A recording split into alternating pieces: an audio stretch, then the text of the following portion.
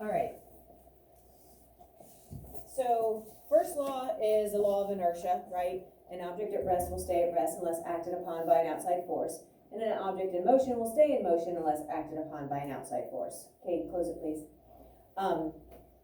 Second law was what we've been doing all these calculations with. Force equals mass times acceleration. So as mass goes up, acceleration goes down. If mass goes down, then acceleration goes up. So they're kind of inversely proportionate, right? So one goes up, the other goes down. Third law, for every action, there's an equal and opposite reaction. I think the problem with this law is that a lot of times the one action seems so much greater than the reaction, or maybe vice versa, that you're like, no way they're equal. But we're gonna look, it kind of comes down to mass again. As mass is great for one of the objects, it's not gonna seem like the force that's acting on it is as strong as if you have something that's smaller that gets acted on. So it kind of sometimes seems a little bit deceiving, but we'll try to go through some of those explanations, I guess. We'll come back to this one. Okay, so what this really means is that for every action we have an equal and opposite reaction. Well, equal means the same. Opposite means, right, opposite directions, right? So usually you're going to see something happen in the opposite direction. So the objects involved both experience the force equally, but in opposite directions. That part of it's very simple. Okay? Here's where it gets a little bit more complicated. This is known as acting on something called force pairs. Well, what's it mean if there's a pair of something? Two. So think of some common things that come in pairs. Pair of shoes, because you have 2 feet, right? Eyes. Pair of eyes. And also, you also say like a pair of glasses because you have 2 eyes. What else? Yeah, a pair of pants. Why? How many legs do you have? 2. Hopefully you have 2. Right? So things that are pairs, like a pair of earrings, a pair of headphones, right? You have 2 ears for those things. You don't say like a set or I need a headphone. You say I need a pair of headphones. So it kind of is set where it's including 2 things, and everybody knows that, right? So here's the thing. There's 2 forces, and there's going to be 2 items. So far, we've looked at like a force acting on one object. I'm pulling on a rope, somebody else is pulling on the other side of the rope. We're both pulling and we're applying forces, but on the same object. Here we're talking about forces being applied to 2 different objects. So that's where the idea of the force pair comes in, all right? And that's, sometimes people just confuse this with equal and opposite forces on the same object. So if I'm playing tug of war, I'm pulling with 50 newtons of force, they're pulling with 50 newtons of force, they're balancing and canceling out because it's on the same object. Here we're going to be putting a force on 2 different objects. And that's the whole kind of key behind this, this law. So these are not considered balanced forces for that very reason. They're not canceling out because they're working on different objects. Okay, so here's an example. Here's the first action. Tires are pushing on the road. Okay? The reaction is the road pushes on the tire. We don't really think of the road being able to push on the tire. But without the road, the tire wouldn't have anything to push into. Okay? So tires pushing on the road pushes back on the tire, and so you get the car moving forward. We just saw this in the Cam Cronin video. The rocket pushes on the gas, and the gas pushes on the rocket. 2 different items.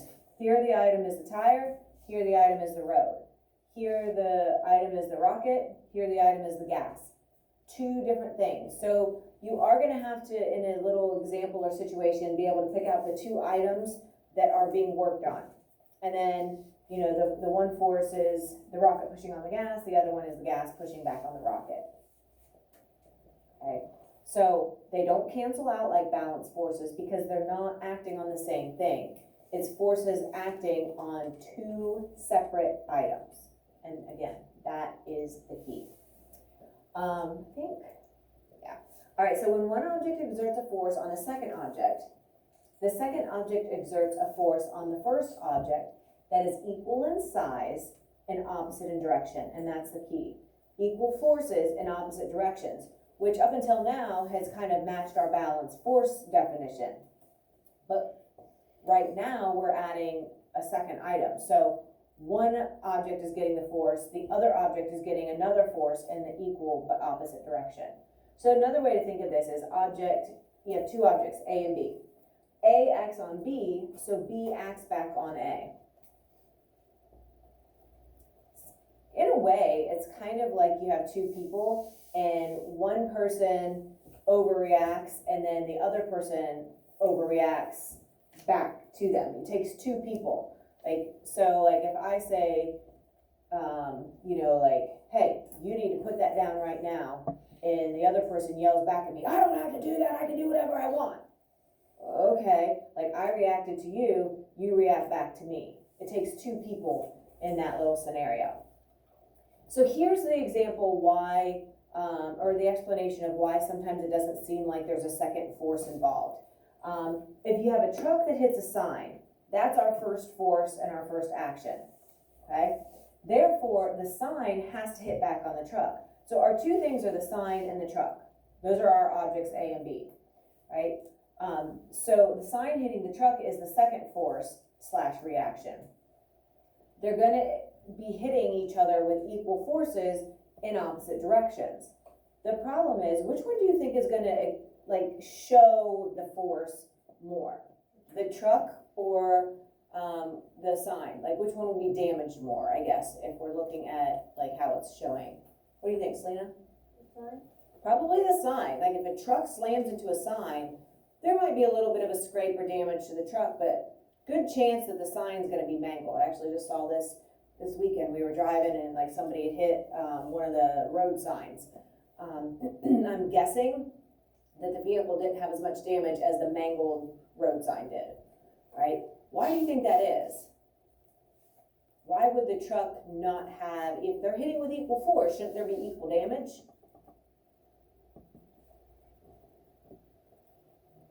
Dang it, you didn't think you were gonna have to think today, did you? At least not this early.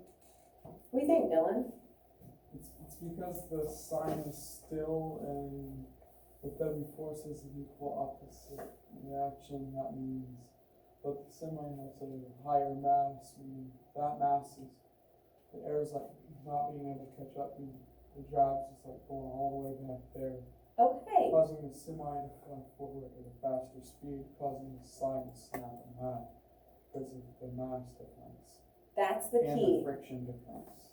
Let's stick with the mass. That is a fantastic, you gave a lot of information there, but the key there is the mass, right?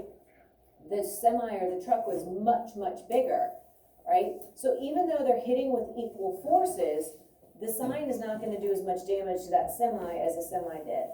Think of another example. We have the example with the gorilla and that little hamster, right? So if that hamster runs at that gorilla and hits the gorilla, right? The hamster's gonna hit the gorilla just as hard as the gorilla hits back.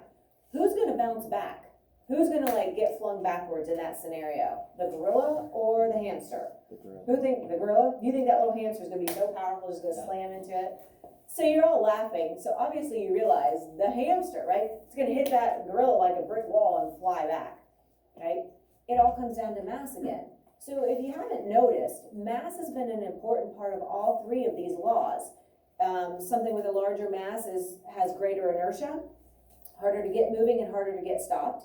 And the same thing is true with a small mass, right? Small masses are much easier to get moving and they're much easier to get stopped.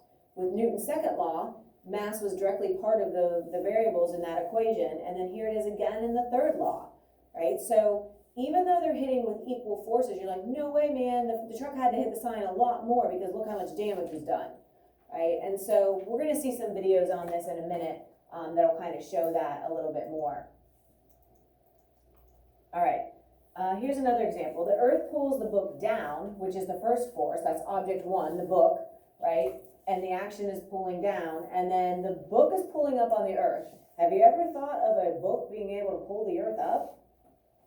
We don't really see that part of the reaction. We see the action of gravity pulling down, but we don't see the action of the book pulling the earth up. Again, which one is much more massive? Obviously the book, right? According to Charlie. Earth, obviously. So again, we don't see the reaction because the one object is so much more massive. All right, so our two objects are book and earth. Here it was the truck and the sign. If they're equal masses, what do you guys think? Should you see it equally then? Who thinks it? If you see equal masses, that they, that you would see a little bit more equally, like the effect of things. Yeah? See a few hands. Dylan? If we had a book that's bigger than the earth, we would see the book pulling up the earth. Ooh, that'd be freaky. Thing you don't see every day. Yeah, and that's probably a good thing. So again, sometimes one of the objects is much larger or more massive, so it appears to cause more of an effect. If you could measure the forces though, the force would be exactly equal. That sign, think of a bug hitting your windshield. This happened Saturday night. I was like, oh my gosh, there's actually bugs out. We're hitting bugs with our windshield. So obviously my truck window is hitting the bug window is hitting, or the bug is hitting my window back. Which one experiences the damage? The bug that was splattered and killed, right? So again, my truck window experienced the reaction of the bug hitting, but because the window was so big, it didn't affect it. Okay, so if you think of it in terms of, the bigger object is going to have a bigger effect. So the shooting of a rifle, this is also a great example. The first force in the pair, or the action, would be the bullet shooting forward. The second force of the reaction is going to be the recoil. So this is why if you ever do any shooting or target practice, right, you feel that recoil. Because there has to be a reaction of the bullet going forward, the gun has to kick backwards, okay? And so the momentum is the first force or action, and the second force or reaction is going to be equal, and obviously in the opposite direction, probably back into your shoulder, more than likely. Okay, we're going to take a look at the Newton's cradle. No, we'll wait. So here we see, and this is called a Newton's cradle, and I actually have one over there. We'll get it out. But it says a yellow ball moves because the blue ball exerts a force on it. The blue ball stops because the yellow ball exerts a force on it.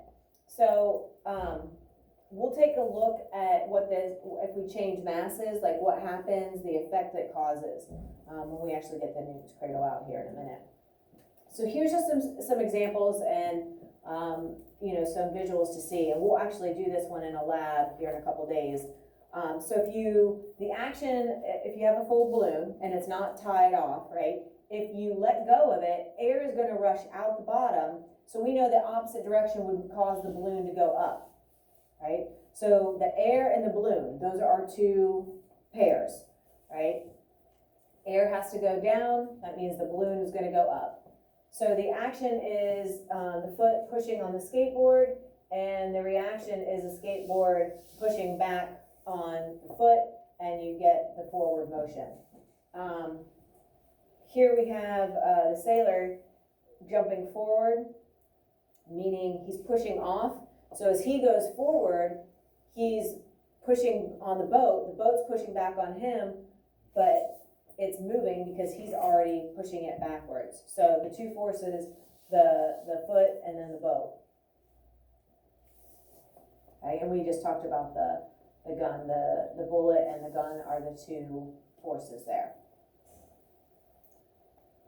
Okay, so we already looked at these two. This one, you can kind of see a little bit more. So the man and the spring, those are our two pairs, our two objects. And so he's pulling on the spring, but the spring's pulling back on him. If it wasn't pulling back on him, he would just keep going and going and going. But the reaction of the spring pulling back on him kind of keeps them in that, looks like an equilibrium in a way. Okay, so man, spring, action, reaction. And the action is the earth pulls down on the ball, and then just like with the book, the ball is pulling back up on the earth. Again, the key is that there's two things involved. It's not just one object that's getting the forces pulled on it. All right, going to be opposite directions. And the law is kind of clever in the wording, like for every action there's an equal and opposite reaction. Like it's an easy thing to remember. Like it probably will get stuck in your head as we go through this. Kind of like his first law: for every object there's an equal, or for an object at rest will stay at rest, and an object in motion will stay in motion unless acted upon by an outside force.